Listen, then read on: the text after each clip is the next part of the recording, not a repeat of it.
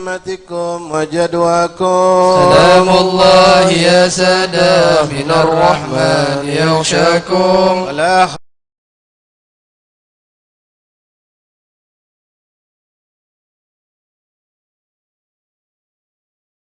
الرحمن يغشاكم. سعدنا إذ آتيناكم وحزنا حين زرناكم. زرناكم. سلام الله يا سادة من الرحمن يغشاكم.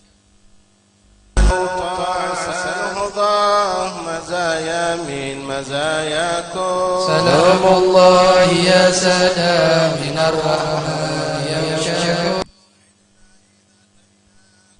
وفزنا حين زرناكم. سلام الله يا سادة من الرحمن يغشاكم. وقوم واشفعوا فينا إلى الرحمن مولاكم. سلام الله يا سادة من الرحمن يغشاكم. وقوم واشفعوا فينا إلى الرحمن مولاكم. سلام الله يا سادة من الرحمن يغشاكم. وقوم واشفعوا فينا إلى الرحمن مولاكم. سلام الله يا سادة من الرحمن يغشاكم. عسى نحظى عسى نعطى مزايا من مزاياكم. سلام الله يا سادة من الرحمن يغشاكم. عسى نظرة عسى رحمة تغشانا وتغشاكم. سلام الله يا سادة من الرحمن يغشاكم. سلام الله حياكم وعين الله ترعاكم. سلام الله يا سادة من الرحمن يغشاكم. صلى الله مولانا وسلم ما أتيناكم. سلام الله يا سادة من الرحمن يغشاكم. المختار شافعنا ومنقذنا وإياكم. سلام الله يا سادة من الرحمن يغشاكم. سلام الله يا سادة من الرحمن تغشاكم. سلام الله يا سادة من الرحمن يغشاكم. تحيات المباركات الصلوات الطيبات لله. السلام عليك أيها النبي ورحمة الله وبركاته. السلام علينا وعلى عباد الله الصالحين. السلام عليكم يا أولياء الله. السلام عليكم يا خيرة الله. السلام عليكم يا صفوة الله. السلام عليكم يا أحباب رسول الله. السلام عليكم يا قرة عين رسول الله. السلام عليكم يا من له مقام عالي عند الله. السلام عليكم يا أهل معرفة بالله. السلام عليكم يا أهل الاستقامة. السلام عليكم يا أهل القلوب السليمة. السلام عليكم يا أهل الكرامة. السلام عليكم يا أولياء الله. السلام عليكم يا البعلوي كلكم. السلام عليكم صلوات ربنا عليكم ورحمة ربنا عليكم ومغفرة ربنا عليكم ورضوان ربنا عليكم. السلام عليكم صلوات ربنا عليكم ورحمة ربنا عليكم ومغفرة ربنا عليكم ورضوان ربنا عليكم. السلام عليكم صلوات ربنا عليكم ورحمة ربنا عليكم مغفرة ربنا عليكم ورضوان ربنا عليكم. السلام عليكم يا أهل القبور وآتاكم ما توعدون وإنا إن شاء الله بكم لاهقون. نسأل الله لنا ولكم العافية. السلام عليكم يا أهل لا إله إلا الله. من أهل لا إله إلا الله كيف وجدتم لا إله إلا الله؟ يا لا إله إلا الله بحق لا إله إلا الله اجعلنا ووالدينا ومشايخنا وأولادنا وطلابنا وذريتنا وأصحابنا ومن لهم ذوي الحقوق علينا ومن أحسن إلينا ومن يعين في طاعتك وخدمتك ودعوتك قائم خاصة اجعلنا وإياهم من خواص أهل لا إله إلا الله. اجعلنا وإياهم من خواص أهل لا إله إلا الله، واحشرنا وإياهم في زمرة من قال لا إله إلا الله محمد رسول الله صلى الله عليه وسلم. اللهم رب الأرواح الباقية والأجسام البالية وعظام النخرة والشعور المتمزقة التي خرجت من الدنيا بك مؤمنة، أدخل اللهم عليهم روحا منك وسلاما منا. السلام عليكم إخواننا من المسلمين المؤمنين، يرحم الله منكم المتقدمين والمتأخرين، آنس الله وحشتكم ورحم غرباتكم وكتب حسناتكم وتجاوز عن سيئاتكم، واجمعنا وإياكم في مستقر رحمته. يا واسع المغفرة اغفر لنا ولهم، يا واسع المغفرة اغفر لنا ولهم، يا واسع المغفرة اغفر لنا ولهم. اللهم إنا وقفنا في مشهد هؤلاء أوليائك، ولنا حاجات ولنا مطالب ولنا مقاصد ولنا آمال عملناها يا الله. ونسألك اللهم يا الله أن تقضي لنا الحاجات وتعجل لنا بالمطالب وتبلغنا جميع المقاصد والآمال، إنك سميع قريب مجيب الدعوات وقاضي الحاجات وغافر الذنوب والخطيئات، إنك على كل شيء قدير. Boleh ikhwan kita duduk. Yang kecil-kecil yang muda-muda di bawah dulu sementara. Asatis kalau ada orang-orang tua fadhilkan di atas.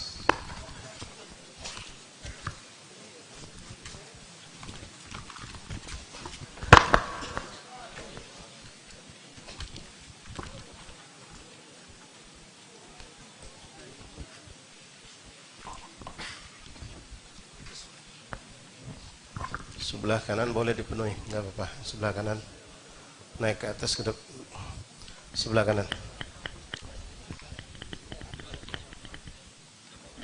Al-Fatihah wa ihda athar wa ihda ashar min kul huwallahu ahad al-mu'awizatain. Mata yasan min tahlil wa tasbih wa tahmid wa salat al-nabi sallallahu alaihi wasallam wa tasim la tukar du'a. Nuhriha nuqaddim thawabat al-gira ila arwah umat muslimin ajma'in. Susan هؤلاء رجال أهل المعلى والبقي وأهل الجنب الفريد وأقدر أجمعين وسادتنا أهل بعل كلهم أجمعين، ثم إلى أرواح كافة المشايخنا وأساتذتنا علماء صلحاءنا صوفيانا مكان في مشارق الأرض إلى مغاربها برها، ثم إلى أرواح كافة المعالم كتب النافية ومسلم كتب النافية مشايخ الحضر والأذكار والأوراد والأذكار والأحزاب والمنظومة والصلاة والدعوات كلهم أجمعين، خصوصا لقراءنا كتبهم وأورادهم وأحزابهم وزماتهم صلوات ودعواتهم ونجاتهم في معهدنا في مجالسنا في أيامنا في أوقاتنا، ثم إلى أرواح جميع سادتنا أولياء أمور أهل هذا البلد أهل Palembang دار السلام كلهم أجمعين، خصوصا سادتنا وآباؤنا أهل هذه التربة أهل هذا المقام كمبang Koci ومن حوله، وجميع سادة أهل بعلوه وأولياء أمور أهل Palembang دار السلام، ثم إلى روح خصوصا الحبيب حسين بن علي الكاف والمرحومة سوتيتي بنت دميتي، وإلى أرواح والدينا ووالدكم وأمواتنا وأمواتكم وأموات المسلمين أجمعين، أن الله يتغشاهم بالرحمة ومغفرة من الجنة، أن الله يعيد علينا من بركاتهم وأسرارهم وأنوارهم وعلومهم كرامات ونفات في الدين والآخرة جالبة لكل خير دفعة لكل شر لنا ولكم جميع المسلمين، إلى حضرة النبي المصطفى صلى الله عليه وسلم. سر الفاتحة. أعوذ بالله من الشيطان الرجيم. بسم الله الرحمن الرحيم. الحمد لله رب العالمين الرحمن الرحيم مالك يوم الدين، إياك نعبد وإياك نستعين، اهدنا الصراط المستقيم صراط الذين أنعمت عليهم غير المغضوب عليهم ولا الضالين آمين. بسم الله الرحمن الرحيم. قل هو الله أحد الله الصمد لم يلد ولم يولد ولم يكن له كفوا أحد. بسم الله الرحمن الرحيم. قل هو الله أحد الله الصمد لم يلد ولم يولد ولم يكن له كفوا أحد. بسم الله الرحمن الرحيم. قل هو الله أحد الله الصمد لم يلد ولم يولد ولم يكن له كفوا أحد. بسم الله الرحمن الرحيم. قل هو الله أحد الله الصمد لم يلد ولم يولد ولم يكن له كفوا أحد. بسم الله الرحمن الرحيم. قل هو الله أحد الله الصمد لم يلد ولم يولد ولم يكن له كفوا أحد. بسم الله الرحمن الرحيم. قل هو الله أحد الله الصمد لم يلد ولم يولد ولم يكن له كفوا أحد. بسم الله الرحمن الرحيم قل هو الله أحد الله الصمد لم يلد ولم يولد ولم يكن له كفوا أحد بسم الله الرحمن الرحيم قل هو الله أحد الله الصمد لم يلد ولم يولد ولم يكن له كفوا أحد بسم الله الرحمن الرحيم قل هو الله أحد الله الصمد لم يلد ولم يولد ولم يكن له كفوا أحد بسم الله الرحمن الرحيم قل هو الله أحد الله الصمد لم يلد ولم يولد ولم يكن له كفوا أحد بسم الله الرحمن الرحيم قل هو الله أحد الله الصمد لم يلد ولم يولد ولم يكن له كفوا أحد. قال الله سبحانه وتعالى قال رسول الله صلى الله عليه وسلم أفضل ما قلت أنا ونبينا من قبلي لا إله إلا الله